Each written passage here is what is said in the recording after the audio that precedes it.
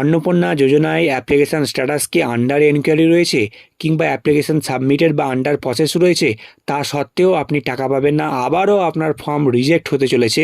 বহু মহিলার মাথায় হাত, অনেক অনেক ফর্ম আবারও রিজেক্ট হতে চলেছে। আমি কেন এই কথা বলছি বা ঠিক কাদের কাদের ফর্ম রিজেক্ট হতে চলেছে, কাদের কাদের অ্যাপ্রুভ হবে না, কারা কারা টাকা পাবে না, এই নিয়ে কিন্তু সরকারের তরফ থেকে নতুন নির্দেশিকা জারি করে দেওয়া হয়েছে।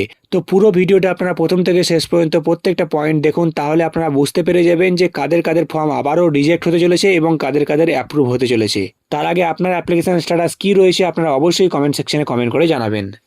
তো বিভিন্ন জেলার ডিস্ট্রিক্ট ম্যাজিস্ট্রেটদের সঙ্গে সরকারি লেভেলে একটা মিটিং হয়েছে এই অন্নপূর্ণা যোজনা নিয়ে, এবং সেই মিটিংয়ের পরেই সমস্ত বিষয়বস্তু কিন্তু সমস্ত পয়েন্ট আকারে একটা নোটিফিকেশনের মাধ্যমে প্রকাশ করা হয়, এবং এই নোটিফিকেশানেই আপনারা অন স্ক্রিনে দেখতে পাচ্ছেন। তো এই নোটিফিকেশানেই কিন্তু সমস্ত পয়েন্টগুলো এখানে দেওয়া রয়েছে, তার সঙ্গে কারা কারা টাকা পাবেন, কারা কারা পাবেন না, কারা কারা অ্যাপ্রুভড, কাদের কাদের ফর্ম হবে বা কারা কারা যোগ্য নন, কাদের রিজেক্ট হবে, সবগুলোই কিন্তু এখানে দেওয়া রয়েছে। আমরা এক এক করে জানবো প্রত্যেকটা ইম্পর্টেন্ট পয়েন্ট। আপনারা অন স্ক্রিনে দেখতে পাচ্ছেন লেখা রয়েছে যে it was asked whether AWWS, AWHS, ASHA workers, civic volunteers, para teacher, etc. will be eligible for Annapurna Yojana. It was informed that since they are engaged in government sector and receiving honorarium on a monthly basis, their application may not be approved as of now till any further order. অর্থাৎ এখানে যেটা বলা হচ্ছে, এই যে meeting হয়েছে সেই মিটিংয়ে কিন্তু এটা আলোচনা করা হয়েছে, এটা জিজ্ঞেস করা হয়েছে যে যারা আশা কর্মীরা রয়েছেন বা যারা অঙ্গনওয়াড়ি কর্মীরা রয়েছেন বা সিভিক ভলেন্টিয়াররা রয়েছেন বা প্যারা টিচাররা রয়েছেন, তো সেক্ষেত্রে তারা এই অন্নপূর্ণা যোজনার আওতায় আসবেন কিনা বা এই অন্নপূর্ণা যোজনার টাকা পাবেন কিনা, তাদের ফর্ম অ্যাপ্রুভ করা হবে নাকি রিজেক্ট করা হবে। তো এটার পরিপ্রেক্ষিতে কিন্তু এই সিদ্ধান্ত সেখানে নেওয়া হয়েছে এবং সরকারের তরফ থেকে কিন্তু জানিয়ে দেওয়া হয়েছে যে যারা আশা ওয়ার্কার যারা রয়েছেন বা অঙ্গনওয়াড়ি কর্মীরা রয়েছেন বা সিভিক ভলেন্টিয়ার যারা রয়েছেন, প্যারা টিচার যারা মহিলারা রয়েছেন, তো সেক্ষেত্রে তাদের ফর্ম কিন্তু অ্যাপ্রুভ করা হবে না, আপাতত হবে তাদের ফর্ম কিন্তু রিজেক্ট করে দেওয়া হবে। যদি ভেরিফিকেশান ঠিকঠাক করে করা হয় তাহলে তারা কিন্তু টাকা পাবেন না, এমনটাই কিন্তু এখানে ক্লিয়ারভাবে বলে দেওয়া রয়েছে। তার সঙ্গে আমরা আরও একটা গুরুত্বপূর্ণ পয়েন্ট দেখব। আপনারা দেখতে পাচ্ছেন লেখা রয়েছে যে query was raised regarding the family members of government employees, pensioners, income tax payers should be considered or not, as the notification does not mention about the family members. In this regard, it is informed that applicants from such families may not be brought under the approved list as of now. Priority should be given to the actual needy and eligible women. In this regard, clarification would be issued.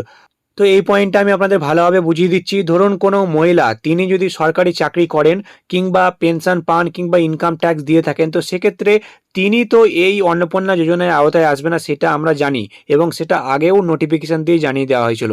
কিন্তু এখন নতুন করে বলা হচ্ছে যে কোনো মহিলার যদি ফ্যামিলি মেম্বার, অর্থাৎ সেই মহিলা বাদ দিয়েও যদি অন্য কোনো ফ্যামিলি মেম্বারও সরকারি চাকরি করে থাকে কিংবা পেনশন পেয়ে থাকেন কিংবা ইনকাম ট্যাক্স দিয়ে থাকেন, তো সেক্ষেত্রেও কিন্তু সেই মহিলার টাকা পাবেন না, এমনটা কিন্তু এখানে ক্লিয়ারভাবে বলে দেওয়া হয়েছে। সেই মহিলার ফর্ম রিজেক্ট করে দেওয়া হবে এবং অ্যাপ্রুভ করা হবে না এখনো অবধি। এবং এরকম ধরনের অনেক মহিলা রয়েছে যারা কিন্তু এই আওতায় পড়ে যাচ্ছেন, তো সেক্ষেত্রে তাদের ফর্মগুলো কিন্তু রিজেক্ট হতে চলেছে যদি প্রপারভাবে ভেরিফিকেশন হয় তাহলে। অর্থাৎ আপনারা ধরুন যে কোনো মহিলার যদি স্বামী যদি সরকারি চাকরি করেন, সেক্ষেত্রে কিন্তু সেই মহিলা টাকা পাবেন না। আবার যদি তার স্বামী পেনশন পান, সেক্ষেত্রেও সেই মহিলা টাকা পাবেন না। আবার তার স্বামী যদি ইনকাম ট্যাক্স দিয়ে থাকেন, সেক্ষেত্রেও কিন্তু সেই মহিলা টাকা পাবে না।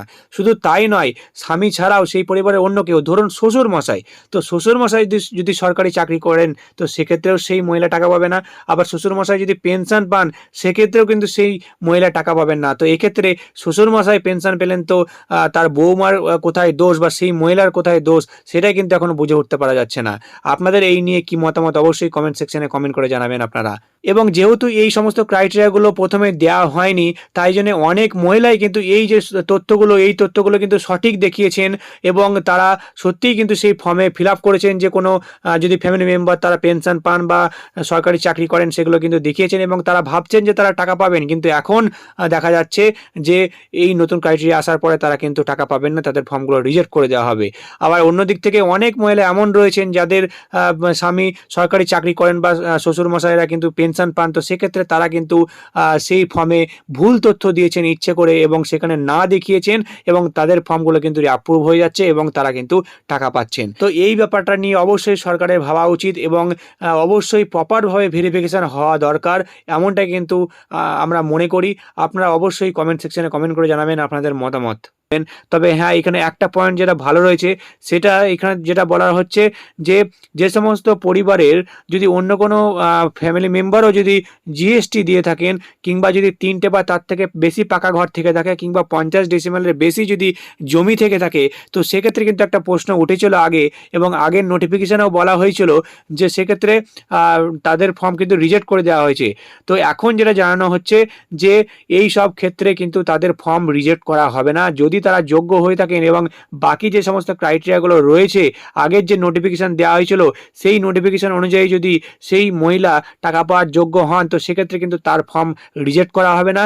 তাদের পাকা বাড়ি থাকলেও, কিংবা জিএসটি পে করলেও, কিংবা যদি জমিও থাকে 50 ডেসিমেলের বেশি, সেই ক্ষেত্রেও কিন্তু ফর্ম ক্যান্সেল করা হবে না, রিজেক্ট করা হবে না, যদি সে সত্যি যোগ্য হয়ে থাকেন তাহলে। অর্থাৎ আপনারা দেখতে পেলেন যে বিভিন্ন ক্রাইটেরিয়া কিন্তু আবারও কিন্তু জানানো হলো, এবং ভবিষ্যতেও কিন্তু আরও একটা নতুন নোটিফিকেশান বেরোনোর কিন্তু কথা রয়েছে। সেই নোটিফিকেশানে কিন্তু ক্লিয়ারভাবে সমস্ত কিছু কিন্তু সরকারের তরফ থেকে জানিয়ে দেবে, এরকমটা কিন্তু মনে করা হচ্ছে। যখনই আবার নতুন নোটিফিকেশান আসবে বা কোনো আপডেট উঠে আসবে, অবশ্যই আপনাদের আমি ভিডিও দিয়ে প্রথমে জানিয়ে দেবো। তাই চ্যানেলটিকে এখনও সাবস্ক্রাইব করে না থাকলে চ্যানেলটাকে সাবস্ক্রাইব করতে বলবেন না।